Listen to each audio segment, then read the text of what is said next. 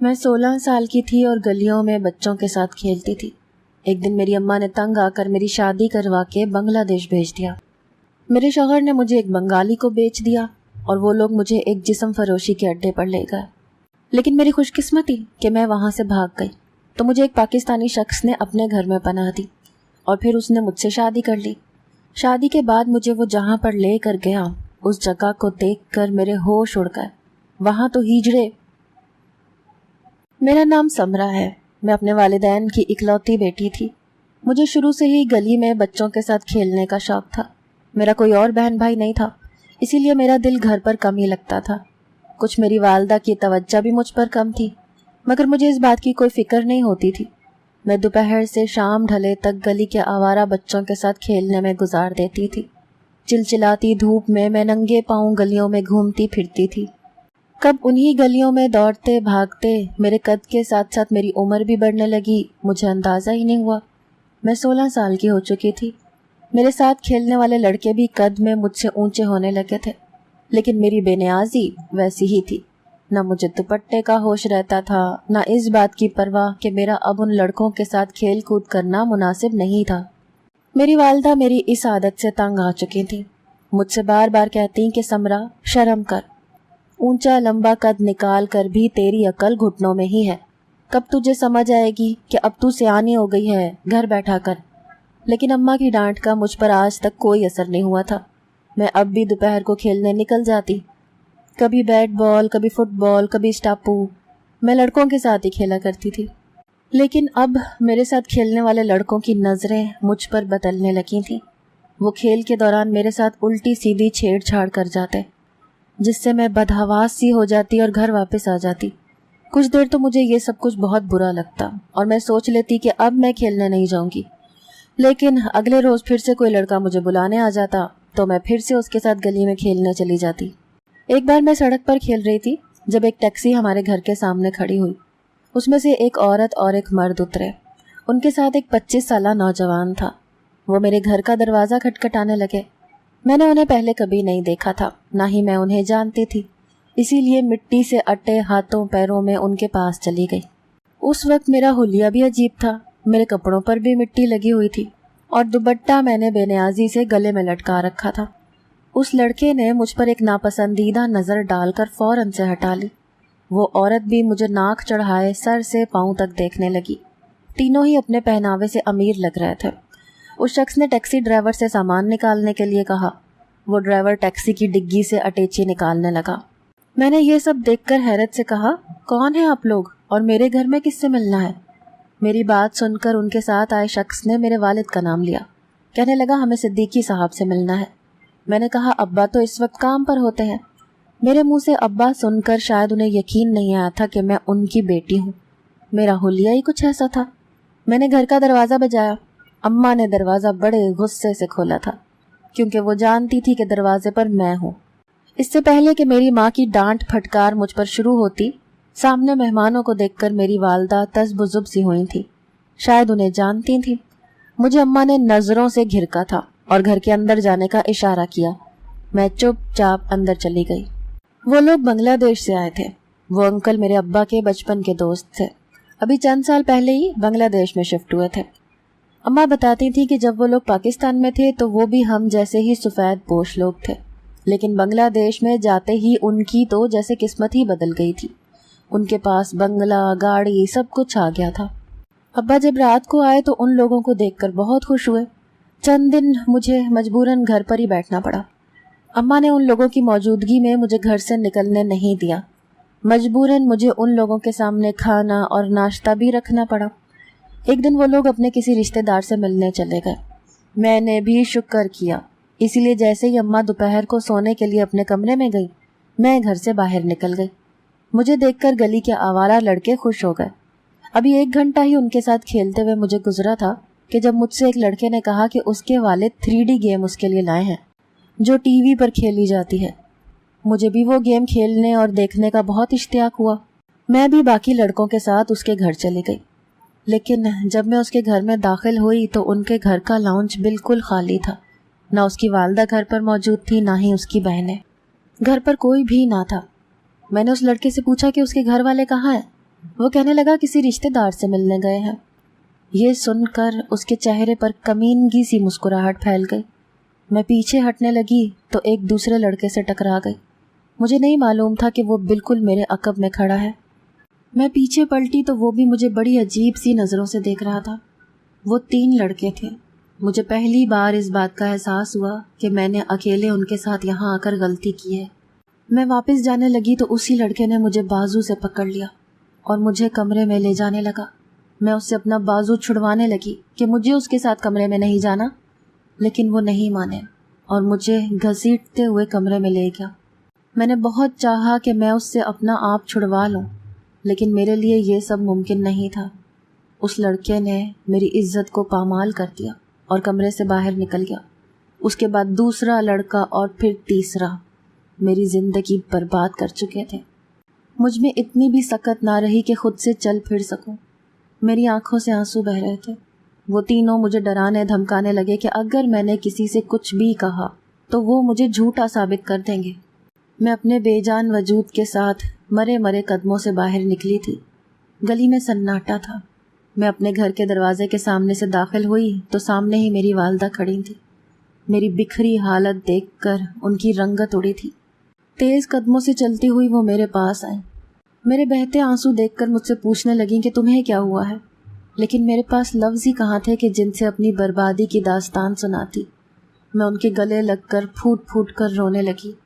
وہ مجھے میرے کمرے میں لے گئی۔ میں نے روتے روتے انہیں بتایا۔ میری ماں اپنا سر پیٹنے لگی، دھاڑے مار مار کر رونے لگی، مجھے کوسنے دینے لگی، کہنے لگی میں نے تمہیں کتنا منع کیا تھا کہ مت جایا کر باہر۔ آج کا دور نہیں ہے کہ لڑکی باہر نکل کر لڑکوں کے ساتھ کھیلے، لیکن تو نے میری ایک نہ سنی۔ تیرے باپ کو اگر یہ پتہ چل گیا تو وہ مجھے جان سے مار ڈالے گا کہ میں نے تیرا خیال نہیں رکھا۔ میں گم سم سی ہو کر سب کچھ سنتی رہی۔ مجھے نہیں پتا تھا کہ وقت کبھی مجھے زندگی کا یہ تلخ باب بھی دکھائے گا۔ بچپن ساتھ گزارنے والے میرے ساتھ یہ گھنونا کھیل بھی کھیل جائیں گے۔ میری ماں میری پھوٹی قسمت پر رو رہی تھی جب باہر کے دروازے پر دستک ہوئی۔ میری ماں آنسو پونچھتے ہوئے مجھ سے بولی، کہنے لگی خبردار جو یہ بات تمہاری زبان پر آئی کسی سے کچھ مت کہنا۔ یہ کہہ کر وہ کمرے سے باہر نکل گئی۔ میں اپنی غلطی اور اپنی والدہ کی بات نہ ماننے پر جتنا پچھتاتی اتنا ہی کم تھا، لیکن میری آزمائشیں یہیں تک نہیں تھی۔ 2 دن میں بخار میں بے حال پڑی رہی۔ مجھے اپنے آپ سے نفرت سی ہونے لگی تھی۔ میں ہر وقت روتی رہتی۔ ابا میرا بہت خیال رکھتے تھے، انہیں یہی معلوم تھا کہ مجھے بخار ہے، میرے لیے پھل لاتے، خود کاٹ کر مجھے کھلاتے۔ مجھے خود پر بھی افسوس ہونے لگا کہ میں نے کیوں اپنی ماں کی بات کو غیر معمولی سمجھا۔ ابا کے دوست ابھی تک یہیں تھے۔ میں جب کچھ بہتر ہوئی تو گھر کے کام کاج میں امی کا ہاتھ بٹانے لگی۔ انہی دنوں ابا کے دوست نے اپنے بیٹے کے لیے میرا رشتہ مانگ لیا۔ میرے ابا ابھی میری شادی کے حق میں نہ تھے، کیونکہ وہ چند دن میں نکاح اور رخصتی مانگ رہے تھے، لیکن میری والدہ نے میرے والد کو راضی کر لیا کہ اچھے رشتے روز روز نہیں ملتے۔ مجھے جب یہ بات معلوم ہوئی تو میں رونے لگی کہ میں ابھی شادی نہیں کرنا چاہتی، مجھے اپنے ماں باپ کو چھوڑ کر اتنی دور کہیں نہیں جانا۔ لیکن میری والدہ کہنے لگیں کہ جو کچھ تمہارے ساتھ ہو چکا ہے، اگر اس بات کا محلے میں علم کسی کو ہو گیا تو تم بدنام ہو جاؤ گی، کوئی بھی تم سے شادی نہیں کرے گا، اس لیے بہتر یہ ہے کہ تم چپ چاپ خاموشی سے رخصت ہو کر چلی جاؤ۔ میرے پاس بھی دوسرا کوئی راستہ تھا بھی نہیں، میں بھی خاموش ہو گئی۔ میرا نکاح اس نوجوان سے سادگی سے ہوا تھا، اس کا نام ارسلان تھا۔ میرے والد نے میری شادی اور جہیز کے پیسے اپنے دوست کو کیش دے دیے تھے، کہنے لگے بنگلہ دیش جا کر جو میری بیٹی کو پسند ہو خرید لینا۔ جس دن میرا نکاح ہوا تھا اسی رات ہی میری رخصتی بھی ہو گئی۔ رات کی فلائٹ سے ہی ہم سب بنگلہ دیش کے شہر ڈھاکہ میں چلے گئے۔ میرے لیے یہاں کا ماحول بہت الگ تھا، ملک بھی اجنبی تھا۔ پھر جو چوٹ میں کھا کر یہاں پہنچی تھی، میری ساری شوخی اور چنچل پن ختم ہو چکا تھا۔ ارسلان بھی اپنے آپ میں رہنے کا عادی تھا۔ ہمارے درمیان وہ محبت اور الفت نہ تھی جو کہ عام طور پر میاں بیوی میں ہوتی ہے۔ پہلی ہی رات اس نے مجھ سے یہ کہہ دیا تھا کہ میں اس کے گھر والوں کی پسند ہوں، اس کی نہیں۔ میں نے یہی سوچا تھا کہ شاید وقت کے ساتھ ساتھ وہ مجھ سے محبت کرنے لگے گا۔ جس گھر میں بیاہ کرائی تھی وہ معمولی سا چھوٹا سا فلیٹ تھا، حالانکہ میرے سسر اور ساس میرے گھر والوں کے سامنے یہی کہتے تھے کہ ڈھاکہ میں ان کا بڑا سا بنگلہ ہے، وہ لوگ بہت امیر ہیں، لیکن سچ کچھ اور ہی تھا۔ میری شادی کو چند دن ہی گزرے تھے کہ جب ایک دن میرا شوہر مجھ سے کہنے لگا، تم شام کو تیار رہنا، میں تمہیں ڈھاکہ کی سیر کروانے لے جاؤں گا۔ آج تو ارسلان کا موڈ بھی بہت خوشگوار تھا، میں بھی خوش ہو گئی۔ میری ساس نے مجھے ایک نیا جوڑا دیا، کہنے لگی بہت اچھے سے تیار ہو کر جانا۔ میں بھی خوب دل سے تیار ہوئی اور شام کو ارسلان کے ساتھ چلی گئی۔ اس نے مجھے پورا دن ڈھاکہ کی مختلف سیر گاہیں دکھائیں۔ ارسلان نے مجھے رات کا کھانا کھلانے ایک ہوٹل میں لے گیا۔ میں بہت خوش تھی۔ میں سوچ رہی تھی کہ میری زندگی میں بھی آسودگی آ چکی ہے، لیکن شاید میں اتنی خوش نصیب نہ تھی۔ کھانا کھلانے کے بعد ارسلان مجھ سے کہنے لگا کہ اسی ہوٹل کے اوپر کمرے بھی موجود ہیں جہاں زیادہ تر مسافر رات گزارتے ہیں۔ اس کا ایک دوست بھی اسی ہوٹل کے ایک کمرے میں ہے اور ارسلان کو اس سے کام ہے۔ مجبوراً مجھے بھی اس کے ساتھ جانا پڑا۔ ارسلان آج بہت خوش تھا، اتنا کہ اس کے چہرے پر اس کی خوشی عیاں تھی۔ میں بھی خوش تھی۔ میں نے یہی سوچا کہ گزشتہ زندگی کی اذیت اور تلخیوں کو بھلا کر میں اب نئی زندگی کی ابتدا کروں گی، ارسلان کے ساتھ خوش رہنے کی کوشش کروں گی۔ اسی سوچ کے ساتھ میں ارسلان کے ساتھ ہوٹل کے اس کمرے کے باہر کھڑی تھی جہاں اس کا دوست ٹھہرا ہوا تھا۔ ارسلان نے کمرے پر دستک دی۔ جیسے ہی کمرے کا دروازہ کھلا، سامنے ایک بنگالی نوجوان کھڑا تھا، دبلا سا وجود، گہری سانولی رنگت والا نوجوان، ارسلان کا ہی ہم عمر تھا۔ مجھے اس نے بڑی بے باک نظروں سے سر سے پیر تک دیکھا تھا، پھر پیچھے ہٹ گیا۔ میں ارسلان کے ساتھ ہی اس کمرے میں داخل ہوئی تھی۔ وہ ایک عام سا ہوٹل کا کمرہ تھا۔ کمرے میں سوائے بیڈ اور ایک 3 سیٹر صوفے کے اور کچھ بھی نہ تھا۔ اس نے ہمیں صوفے پر بیٹھنے کا اشارہ کیا اور خود بیڈ پر بیٹھ گیا۔ مجھے یہ بات سمجھ نہیں آ رہی تھی کہ اگر وہ ارسلان کا دوست تھا تو اس سے دوسروں کی طرح بے تکلفی کیوں نہ تھی۔ نہ ہی وہ ارسلان کو دیکھ کر خوش ہوا، نہ اس سے بغل گیر ہوا۔ اس شخص کی تیز نظریں تو بس مجھی پر تھیں، وہ مجھے ہی دیکھے جا رہا تھا۔ اس کی نظریں مجھے اپنے وجود کے آر پار ہوتی محسوس ہو رہی تھیں۔ میں اس قدر الجھن کا شکار تھی کہ جی چاہا ارسلان سے کہوں کہ مجھے واپس لے جائے۔ میں پوری کی پوری ارسلان کے ساتھ لگ گئی تھی۔ میں نے چند ماہ پہلے جو اذیت اپنے وجود پر سہی تھی، وہ مجھے اس شخص کی نظروں سے خود پر محسوس ہونے لگی تھی۔ مجھے لگا میں پھر سے اسی تکلیف سے دوچار ہونے لگی ہوں۔ میرے ہوش اس وقت اڑے جب اس شخص نے جیب سے پیسے نکال کر ارسلان کی گود میں پھینکے۔ نہ جانے وہ بنگالی زبان میں کیا کہہ رہا تھا، مجھے بالکل بھی سمجھ میں نہیں آیا، لیکن میرا دل ماہی بیاب کی طرح سے مچل رہا تھا۔ میری چھٹی حس مجھے خطرے کی گھنٹی سنا رہی تھی۔ ارسلان کی آنکھیں نوٹوں کو دیکھ کر چمکی تھی۔ ارسلان پیسے پکڑتے ہی کھڑا ہو گیا۔ میں نے بھی کھڑے ہو کر فوراً سے ارسلان کو مضبوطی سے بازو سے پکڑ لیا۔ نہ جانے میرے اندر کیسا انجانا سا خوف تھا، لیکن اگلے ہی لمحے اس بنگالی نوجوان نے بڑے بے تکلفانہ انداز سے میرا ہاتھ پکڑ کر مجھے ارسلان سے پیچھے کیا۔ پھر ٹوٹی پھوٹی اردو میں کہنے لگا، اب تم ہمارا ہے، ہم نے تمہارا پیسہ بھرا ہے۔ یہ لفظ میرے دل کو تڑپانے کے لیے کافی تھے۔ میں نے ارسلان کو بڑی بے یقینی سے دیکھا تھا۔ میں رونے لگی کیونکہ ارسلان مجھے چھوڑ کر بیرونی دروازے کی طرف بڑھ رہا تھا۔ میں نے کہا، ارسلان تم مجھے کہاں چھوڑ کر جا رہے ہو؟ میں تمہاری بیوی ہوں، مجھے یہاں کیوں چھوڑ کر جا رہے ہو؟ میری بات سن کر ارسلان نے پلٹ کر مجھے دیکھا، کہنے لگا، تمہارا میرا 3 لفظوں کا ہی تو رشتہ ہے، میں تمہیں طلاق دیتا ہوں۔ وہ مجھ پر ایک اور آسمان گرا چکا تھا۔ اس نے مجھے 3 طلاقیں دے دی تھیں۔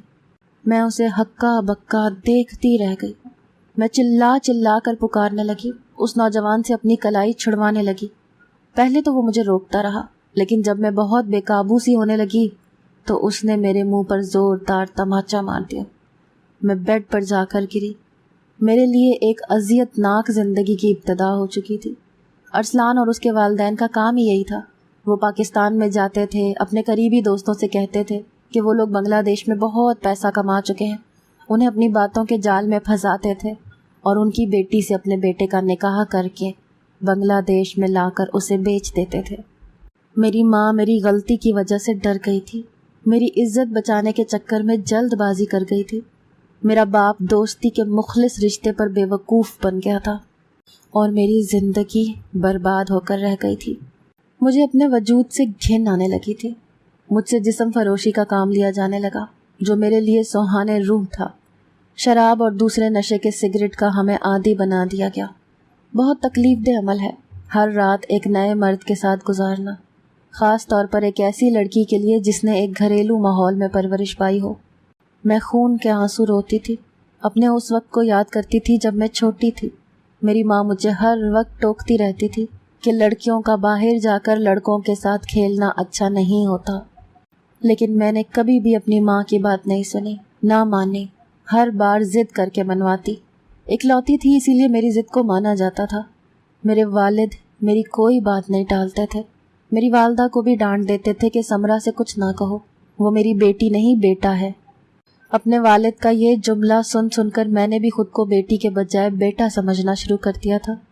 میرے والد نے مجھے گڑیا لا کر دینے کے بجائے بیٹ بال لا کر دیا تھا، اسی لیے میں گھر سے باہر گلی میں بیٹ بال کھیلنے لگی۔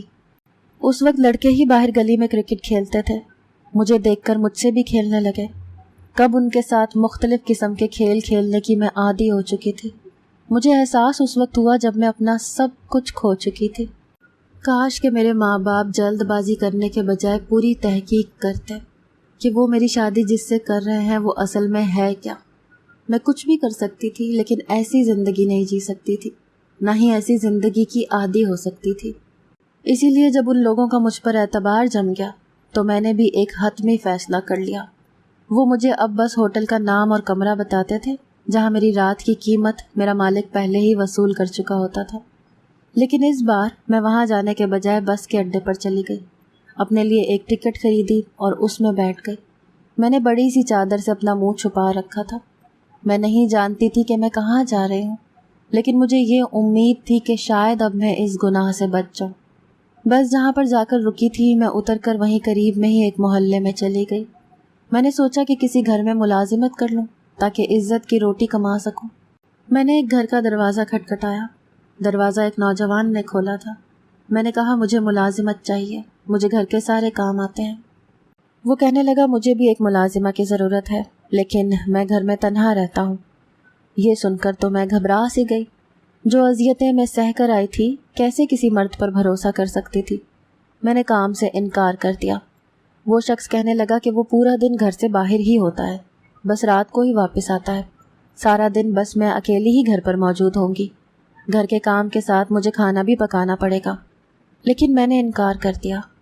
میں اسی گلی میں بہت سے گھروں کے دروازے کھٹکھٹا کر کام مانگتی رہی، لیکن کسی نے بھی مجھے کام نہیں دیا۔ وہ شخص اپنے گھر کے دروازے پر ہی کھڑا ہاتھ باندھے مجھے ہی دیکھ رہا تھا۔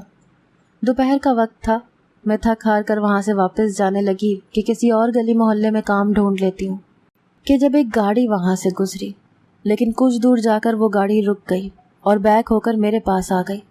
جب اس کا شیشہ کسی نے نیچے کیا تو اس شخص کو دیکھ کر میری روح ہی نکل گئی، کیونکہ وہ اسی گروہ کا شخص تھا جس کے جسم فروشی کے اڈے پر میں کام کرتی تھی۔ شاید وہ مجھے ڈھونڈتے ہوئے یہاں تک پہنچے تھے، اس سے پہلے کہ وہ لوگ مجھے گاڑی میں بٹھا کر اپنے ساتھ لے کر جاتے۔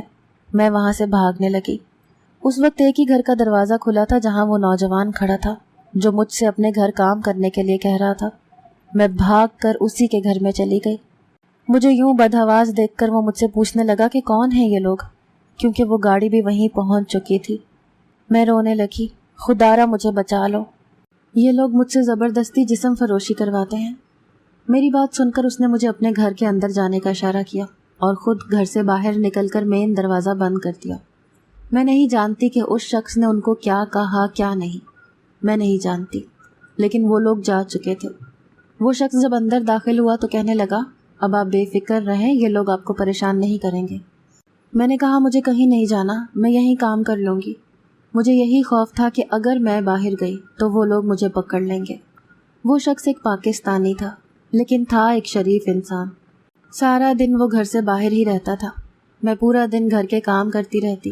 رات کو اس شخص کے آنے سے پہلے کھانا کھا کر اپنے کمرے میں چلی جاتی، کمرہ بھی اندر سے بند کر لیتی تھی۔ مجھے مردوں سے خوف آنے لگا تھا۔ اس نے مجھے کچھ نہیں کہا تھا، مجھ سے بات تک نہیں کرتا تھا، بس اپنے کام سے کام رکھتا تھا۔ ایک دن میں صبح اٹھی تو وہ اپنے کام پر نہیں گیا تھا، اپنے کمرے میں ہی ہائے ہائے کر رہا تھا۔ مجھے لگا کہ شاید وہ بیمار ہے، اسی لیے میں اس کے کمرے میں گئی تو وہ واقعی اپنے بیڈ پر لیٹا ہائے ہائے کر رہا تھا۔ میں نے اس کے لیے ناشتہ بنایا، اسے ناشتہ دے کر اسے دوائی کھلائی۔ چند دن اس کی خدمت کرتی رہی۔ جیسے ہی وہ ٹھیک ہوا کہنے لگا تم بہت اچھی ہو، میں تم سے شادی کرنا چاہتا ہوں کیونکہ تم ایک اچھی لڑکی ہو۔ وہ خود بھی ایک اچھا انسان تھا، سہارے کی ضرورت تو مجھے بھی تھی، اسی لیے میں نے بھی اس کے ساتھ شادی کر لی۔ جمال واقعی ایک بہت اچھا انسان تھا، میرے ساتھ اس کا رویہ بھی بہت اچھا تھا۔ ایک بار وہ مجھے اپنے ساتھ ایک گھر پر لے کر گیا۔ وہاں جاتے ہوئے مجھے گھبراہٹ سی ہو رہی تھی کہ کہیں یہ شخص بھی دھوکے باز نہ ہو اور پھر مجھے بیچ نہ دے۔ لیکن جیسے ہی میں اندر داخل ہوئی تو وہاں پر بہت سے خواجہ سرا بچے تھے۔ انہیں دیکھ کر میری خوف سے جان نکل گئی۔ میرا شوہر کہنے لگا کہ وہ ان خواجہ سرا بچوں کو پڑھاتا ہے، اور ویسے وہ ایک پولیس آفیسر ہے اور اس گروہ کو بھی پکڑ چکا ہے جہاں مجھ سے جسم فروشی کروائی جاتی تھی۔ وہ ان خواجہ سرا بچوں کو پڑھا لکھا کر بڑا آدمی بنانا چاہتا ہے، اسی لیے یہاں آتا تھا۔ اپنے شوہر کے ساتھ میں نے بھی یہی کام شروع کر دیا، اور بہت سے لڑکے گلی محلوں میں ناچنے کے بجائے عزت سے کمائیں گے۔ میری زندگی کی ساری تلخیاں ختم ہو چکی تھیں۔ میں جمال کے ساتھ بہت خوش تھی۔